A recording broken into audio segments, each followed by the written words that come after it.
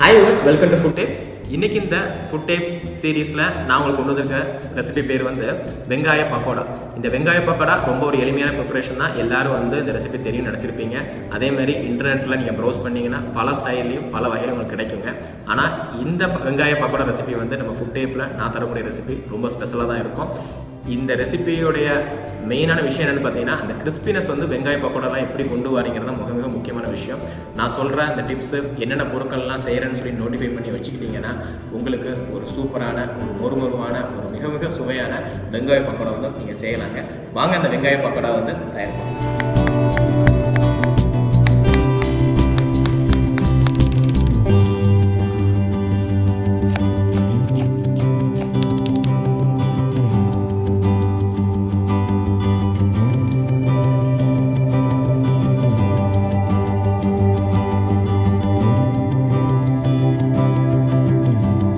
இப்போ நம்ம வெங்காய பக்கோடாவுக்கு குக்கிங் ப்ராசஸ்ன்னு சொல்லி பார்க்கலாம். ஸ்லைஸ் பண்ணி வச்சுருக்கிற வெங்காயத்தை சேர்த்துக்கோங்க. பச்சை மிளகா,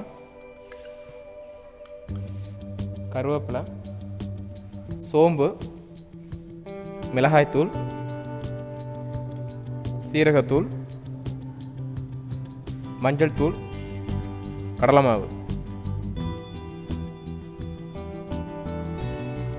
இது கூட நம்ம அரிசி மாவு சேர்க்குறோம். சுவைக்கேற்ப உப்பு.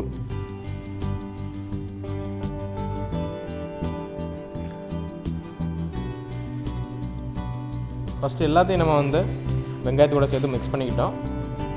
இப்போ நல்லா இந்த மாவு அப்படியே சேர்த்து இந்த மசாலா பவுடர் நல்லா ஏறினோட நம்ம கொஞ்சமாக தண்ணி ஊற்றி நல்ல ஒரு பைண்டிங் வர்ற வரைக்கும் நம்ம மிக்ஸ் பண்ணி எடுக்கலாம்.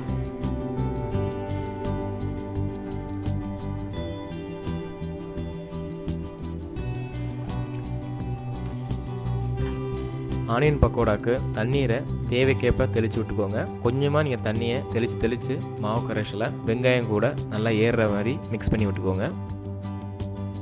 நீங்கள் தண்ணீரை தெளித்து நீங்கள் மிக்ஸ் பண்ணால் தான் இந்த மாவு கரைசல் வெங்காயம் மேலே நல்லா ஏறும். அப்போ தான் நீங்கள் எண்ணெயில் போட்டாலுமே இந்த வெங்காய பக்கோடா நல்லா முறுமுறுன்னு கிடைக்கும். அதே மாதிரி இந்த வெங்காயமும் எண்ணெயில் போட்ட உடனே மாவோடு சேர்ந்து பிரியாமல் ஒன்றா சேர்ந்து நல்லா பொரிஞ்சு உங்களுக்கு சூப்பரான ஆனியன் பக்கோடா உங்களுக்கு கிடைக்குங்க. இப்போ ரெடி ஆகிடுச்சு. நம்ம இப்போ தேவையான அளவு எண்ணெய் ஊற்றி சூடு பண்ணிவிட்டு இந்த வெங்காய பக்கோடாவை பொரிச்சு எடுக்கலாம்.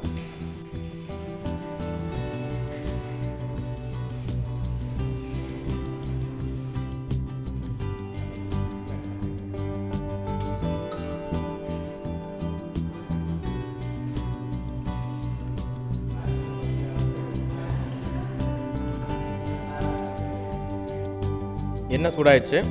இந்த நேரத்தில் பார்த்தீங்கன்னா நம்ம இந்த பக்கோடாவை சின்ன சின்ன பீஸெலாம் பிடிச்சி உள்ளே போட்டுடலாம். கொஞ்சம் அளவு ஆனியன் பக்கோடாக்கான மாவு கலவையை கையில் எடுத்துகிட்டு சூடான எண்ணெயில் அப்படி நீங்கள் ஊற்று விடுங்க.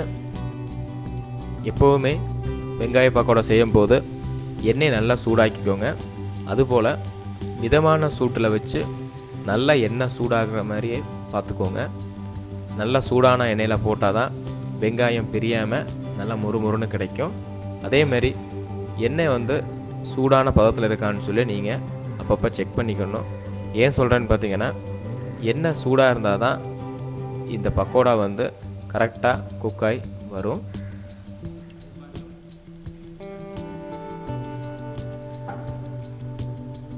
வெங்காய பக்கோடாவை பொரிஞ்சிட்ருக்க நேரத்தில் திருப்பி விட்டுக்கோங்க. இது இந்த வெங்காய பக்கோடா ஈவனாக குக் ஆகிறதுக்கு ஹெல்ப்ஃபுல்லாக இருக்கும். இந்த வெங்காய பக்கோடா நல்லா ஒரு பொன்னிறமாக குக் ஆகிடுச்சு. நீங்கள் பார்க்கலாம். இப்போ லைட்டாக டாஸ் பண்ணும்போது நல்ல ஒரு கிறிஸ்பியான ஒரு டெக்ஸ்சருக்கான நீங்கள் ஃபீல் பண்ணுவீங்க.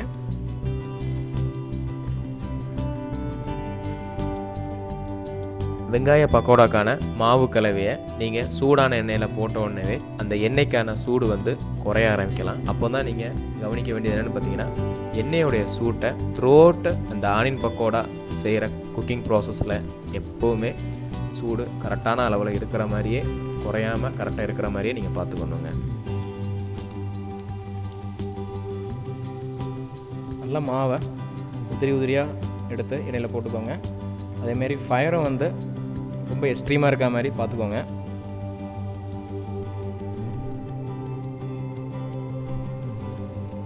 பொதுவாக பக்கோடா பண்ணும்போது ஃபயர் நல்ல ஒரு ஹையாக இருக்கணும் எண்ணெய்க்கு.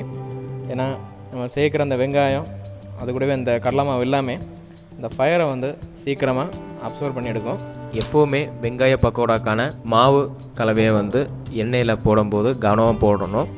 அதாவது பார்த்திங்கன்னா உங்களுடைய எண்ணெய் சட்டி என்ன அளவோ அந்த அளவுக்கு தான் போடணும். நீங்கள் நிறைய அளவு மாவு கலவையை போட்டிங்கன்னா அது கரெக்டாக புரியாது. உங்களுக்கு சூடான எண்ணெயில் போட்டு திருப்பி எடுக்கிறதுக்கும் ரொம்ப சிரமமாக இருக்கும். ஸோ அதை கொஞ்சம் நீங்கள் கவனமாக பார்த்துக்கோங்க. ஆனியன் பக்கோடாவுடைய மிக முக்கியமான விஷயம் என்னென்னு பார்த்தீங்கன்னா அந்த வெங்காயம் பக்கோடாவுடைய முறுமுறுப்பு தன்மை தான். இந்த முறுமுறுப்பு தன்மை கிடைக்கிறதுக்கு தான் நம்ம தண்ணீரை தேவைக்கேற்ப தெளித்து நம்ம மாவு கலவையை ரெடி பண்ணணும். இந்த மாவு கலவையில் தண்ணீர் ஜாஸ்தி ஆயிடுச்சுன்னா இந்த ஆனியன் பக்கோடா நிறைய எண்ணெயை குடிக்க ஆரம்பிக்கும். இதனால் ஆனியன் பக்கோடாவுக்கு நல்ல ஒரு முறுமுறுப்பு தன்மை எல்லாமே போயிடும். ஆனால் இப்போ புரிஞ்சிட்ருக்கிற ஆனியன் பக்கோடா நீங்கள் பார்க்கும்போது தெரியும் எவ்வளோ முறுமுறுப்பு தன்மையாக நமக்கு வந்து இது தயாராகிட்டுருக்குன்னு சொல்லி உங்களுக்கு புரிஞ்சிருக்கலாம். இதேமாதிரி நல்லா பொன்னிறமாக இந்த வெங்காய பக்கோடாவை பொரிச்சு எடுத்துக்கோங்க.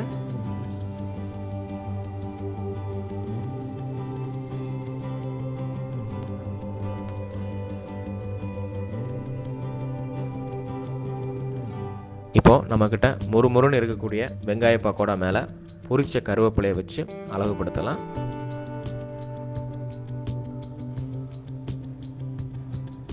முறுமுறுன்னு வெங்காய பக்கோடா தயாராகிடுச்சு. வியூவர்ஸ், இந்த வெங்காய பக்கோடா எப்படி தயார் பண்ண சொல்ல விஷயங்கள்லாம் நீங்கள் நோட் பண்ணி வச்சுருப்பீங்க. இந்த வெங்காய பக்கோடா வந்து அந்த எண்ணெயில் பொரிச்சு எடுத்த பிறகு அந்த வெங்காய பக்கோடைய அந்த கிறிஸ்பினஸை வந்து நீங்கள் பார்க்கும்போதே ஃபீல் பண்ணியிருப்பீங்க. அதுதான் இந்த ரெசிபியோடைய மிக மிக முக்கியமான கவனிக்கப்பட வேண்டிய விஷயம்.